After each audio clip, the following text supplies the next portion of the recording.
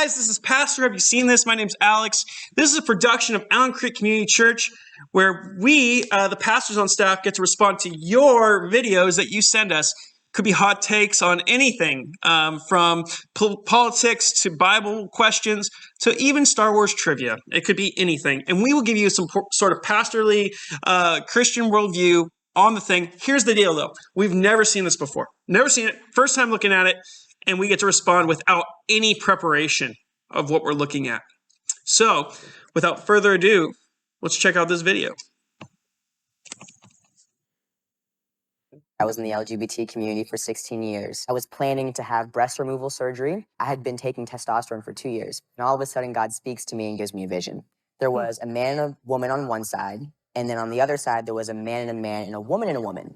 The man and the woman had babies. It was like glowing really bright. And it was like generations went down the line. And then on the other side, with the man and the woman, there was a red line under their feet. And it was black because you can't recreate life that way. God speaks to me and he says, I made man and woman so you could recreate and share the good news of my son, Jesus Christ. But the devil is wiping out entire family bloodlines, and generations of people that I intended to be born will not exist for my glory. Wow, I've been really selfish my whole life. Everything in my life was based on my feelings. The next day, I went to church and I got set free of the demonic spirit of Jezebel. And I didn't know anything about demons. I didn't know there was a spirit behind homosexuality and demons behind false identities. The devil stole my identity from a very young age. And that's why I believed I was born that way. God loved me the entire time. I was in the LGBT community for 16 years. I was planning to have breast removal surgery.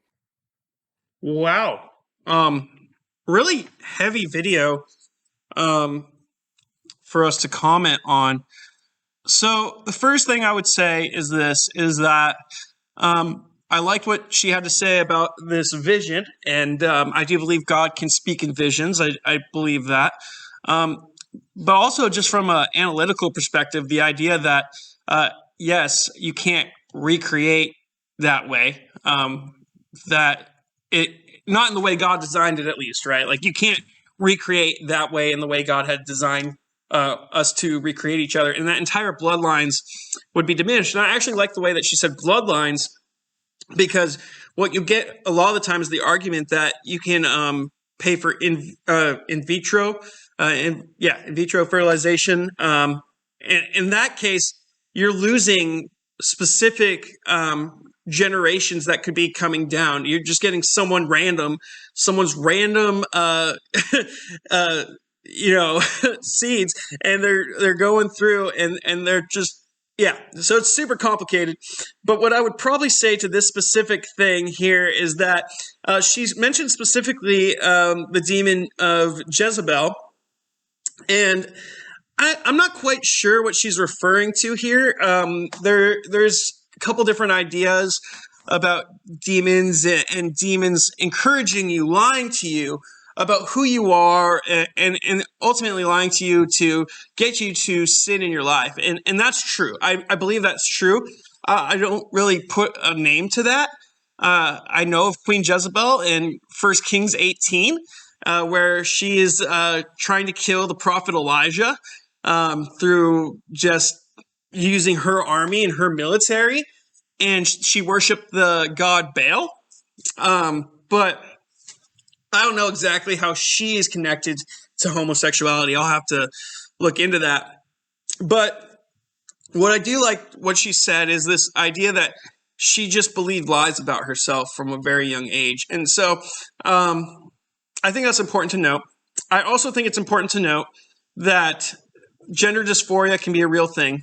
And so if someone's struggling in this realm, if someone's struggling with this stuff, I think as Christians, it is our job to approach them with truth and love, in the sense that you don't just get there by accident. God had to reveal something to her, and it wasn't through someone yelling at her, someone calling her names. It wasn't through someone telling her that she's a moron. It was God showed up in her life. And so one of the things I really encourage Christians to do is just love these people where they're at, and then tell them truth. Don't shy away from the truth, but to rather say, hey, I think God has a better plan for your life.